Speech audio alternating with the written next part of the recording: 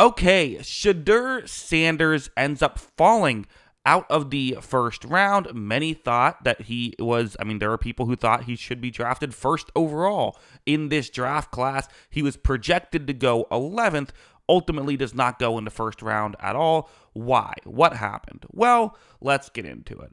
First things first, I think it has to be mentioned that I just don't know if his tape was quite as good as some people made it out to be. When I did my draft evaluation process of Sanders, which, hey, I have a film study on this channel if you want to hear more of my thoughts on him as a player, I was quite frankly a little shocked to find out that people were expecting him to go top 3. He just, to me, wasn't that caliber of prospect. Now, there are good traits in Shedeur Sanders. He sees the field very well. He's mostly a very accurate quarterback. He can throw well while getting hit. Things that'll translate well to the next level. The ultimate thing is that, for one thing, a lot of people praised his creativity and how he would, not let a play die and make things happen. To me, I found it to be much more of a curse than a blessing with Sanders, similar to a Carson Wentz or maybe a Zach Wilson, which is why ultimately I think the rest of the NFL also viewed that as more of a negative than a positive. And there's some other issues with his game. He takes a lot of sacks. He's a bit of a project quarterback in that regard. And when you're also not a great athlete, listen, he can move around fine. I think it's almost gotten underrated at this point. Yes, he is not Deion Sanders. And that's kind of it's almost an impossible bar to live up to unless you're Deion Sanders' son, then maybe it feels possible. But ultimately, no, he is not that caliber of athlete or even close to it. He moves around fine, but he's not a great athlete, right? Doesn't have the biggest arm, isn't the most mobile quarterback, is just sort of fine in those aspects. And when you're fine in those aspects and maybe a bit of a project, I think a lot of people were wondering, well, why draft you particularly high? And I think that's ultimately why the NFL was lower on him. That being said, I think you can argue some similar things with Jackson Dart. I don't know if I would call him a project, but Jackson Dart is a bit more of a projection. And also, I think he's a little bit better of an athlete, but he's not Josh Allen there, right? That's totally fair to say.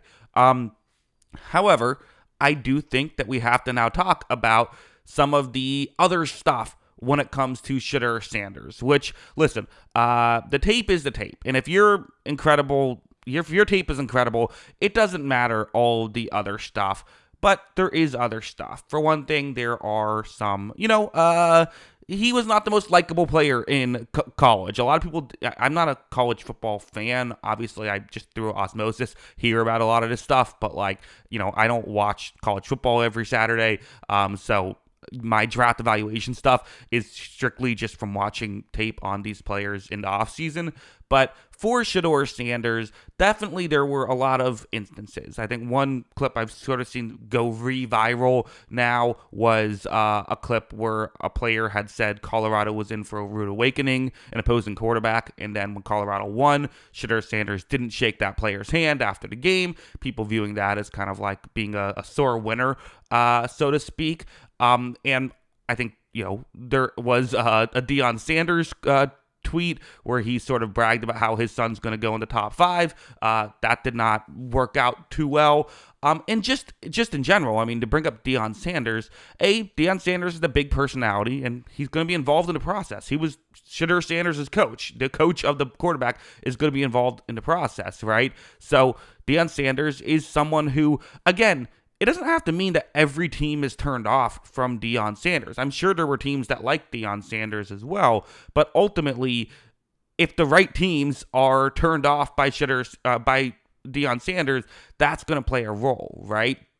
Deion Sanders kind of famously, there was a team, I forget what the story was, but I think it was the Giants were asking to interview him, and he said where are you picking? And they said 9th, and he's like, I'll be gone by then, which that mentality works if you're Deion Sanders and you are this ridiculous athlete. It might not work as well if you're Shedeur Sanders, right?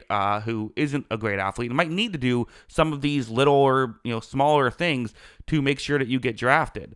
Shedeur Sanders is someone who, he sort of treated it as though he was a guaranteed first overall pick in general. I think Caleb Williams sat out certain events and stuff, and usually at that point, it's all you can do is hurt yourself when you play. I think for Sanders, he could have helped himself had he played, because I don't think he's a horrible athlete or a horrible thrower of the football. But I think the Giants might have just said, you know what?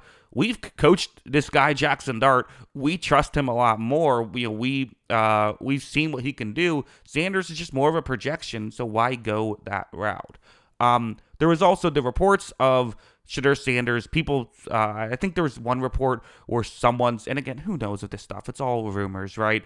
But someone had said that he gave a very bad formal interview. I think it was like the worst formal interview I've ever seen. Something along those lines. And listen, who knows if that's true or why that was the case. We're just speculating here. But I do wonder if stuff like that plays a role. Listen, so much of the quarterback's job is getting the play call into huddle, being able to say that play call to everyone in the huddle, and then knowing what everyone's supposed to be doing. You're a leader. Like, legitimately, a huge part of football, the quarterback position, is being a leader. And even at the NFL level, there are guys who are better at that than, other guys. Like, I'll make the Baker Mayfield comparison. There's a big difference between Baker Mayfield and Shedeur Sanders. Baker Mayfield is someone who, which is the better college quarterback, but B, was always good at the other stuff. The issues with Baker, the thing that Colin Cowherd always locked on to, was the fact that with Baker, he would sometimes, he would jar with the other team, the police video, things like that. But he was always great, in the huddle. He was apparently very good in those interviews. Coaches do seem to fall in love with Baker. So, I think that was essentially the difference there. And, people have speculated, is this another example of a white quarterback getting away with what a black quarterback can't get away with? Maybe. There are smarter people than me who can have that discussion. But since I saw it out there, I should at least mention it. But ultimately, the reality is, I just don't think Shedeur Sanders is worth spending a premium pick on. And that's kind of what a lot of people didn't think. And I could be wrong about that. We could all be wrong about that. But usually when a player slides, the NFL is correct. Usually that's how it works out. Will that be the case this time? It remains to be seen. But ultimately, to answer the question, why didn't Shedeur Sanders go in the first round? I think that it's a combination of things. The biggest one is just I don't think he's a great talent. I don't think he was going to go top 20, even if he answered all the questions right and did everything right. But with not doing the other stuff, it's like you're kind of just not good enough to act as though you should be going top 5. But it's interesting because all the draft analysts said he was going to go top 5, but his tape wasn't there. So when you have people saying, oh yeah, you're going to go top 5, I kind of understand why he played it out the way he did. But ultimately, maybe it's a lesson to say, just go do if you're a good enough quarterback to go top 5, you're good enough to not screw up a combine, right? Like, that's honestly how I probably view it. But yeah, those are my thoughts on all of this. What are yours? Let me know in the comments below. Always love hearing from you. And of course, as always, thanks for watching.